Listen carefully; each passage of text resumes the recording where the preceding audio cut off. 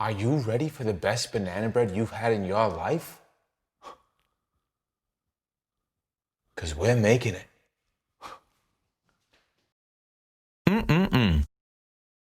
Begin by preheating your oven to 350 degrees Fahrenheit and grease your loaf pan. Then, in your mixing bowl, add 115 grams or a half a cup of granulated sugar, 115 grams or a half a cup of brown sugar, 135 grams or a half a cup of softened butter, 3 grams or a half teaspoon of salt, and 7 grams or 1 teaspoon of baking soda. Now, I never use light brown sugar, but it's all we had, so I added some molasses to compensate. Begin by mixing on low. You can use a stand or a hand mixer, but I wouldn't recommend doing this by hand.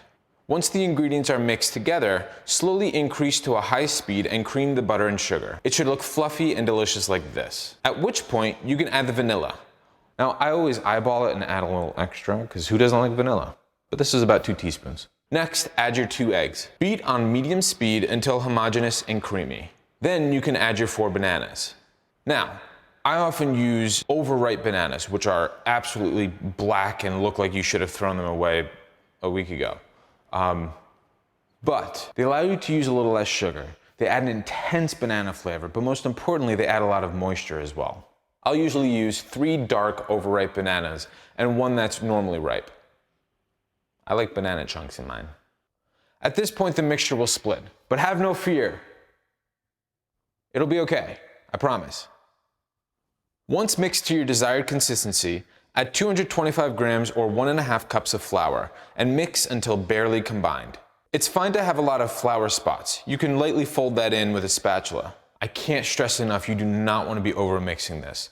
You'll develop gluten and that'll make it tough and chewy and it's better to undermix it and lightly fold it with a spatula. Add any mix-ins like chocolate chips or chopped walnuts. Pour the batter into the prepared loaf pan. I seem to spill mine every time and that doesn't seem to affect the outcome, so it's okay. Bake for 55 minutes at 350 degrees Fahrenheit. Sometimes when you remove it from the oven after the right amount of time, it's still severely underdone. It happens. Just put it back in for 5-minute increments and keep checking on it. For me, it took about 10 minutes extra this time. Make sure a knife or a cake tester comes out clean. If it's not for nothing, but make sure it's not a chocolate chip or a banana chunk before you put it back in. I've done it before. Once the loaf is done, place the whole pan on a cooling rack and cover with tinfoil. This is how you prevent it from drying out. After about 10 minutes, remove the tinfoil and take the loaf out of the pan. Completely wrap it in tinfoil and let it cool to room temperature, about an hour. Now you can slice into it. This bread is super moist and you get the strong banana flavor with little bursts of chocolate throughout. And occasionally you get a little chunk of banana, which I personally love, since usually there are no signs of actual banana in banana bread. Even if you overbake it a little, you could add some peanut butter or cream cheese to a slice and you won't even notice it. Now, it might be daunting to deal with the science of baking, but I think you might surprise yourself. I think you'll be okay. You'll be okay.